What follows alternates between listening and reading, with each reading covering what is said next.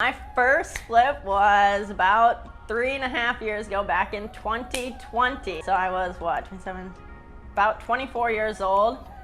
Just turned 24 years old, and I bought my first house. So kind of leading up to that, I had built relationships with investors, two in particular, Gary and Ivan.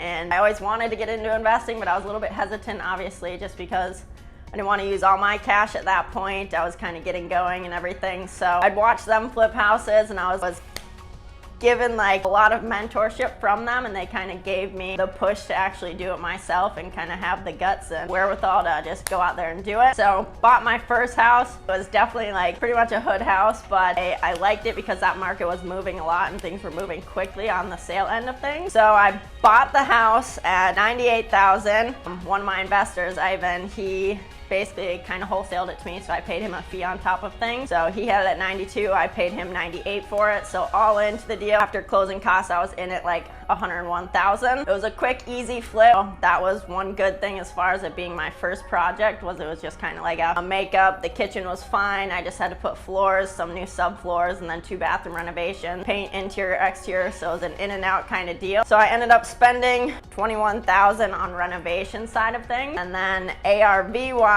sold it right at 160, 400. So net with that project, I made just over $30,000. So it wasn't like a huge home run of a deal, but being it was my first project, it got me to get in the game basically. Kind of took my fears out of the equation for going forward. So definitely was a good starting project. I'm very thankful for the relationships that I built up to that point to kind of get me in the game, because I think that's a lot of the part that holds people back from actually getting into investing, is just being unscared and not actually making that first step to actually go and do it themselves. So now in today's market, I'm not typically using my cash like I did for this first project. I've made relationships, whether it be private lending, hard money lenders. I'd rather leverage than use all of my cash for the whole project. So that was my first deal. It was awesome.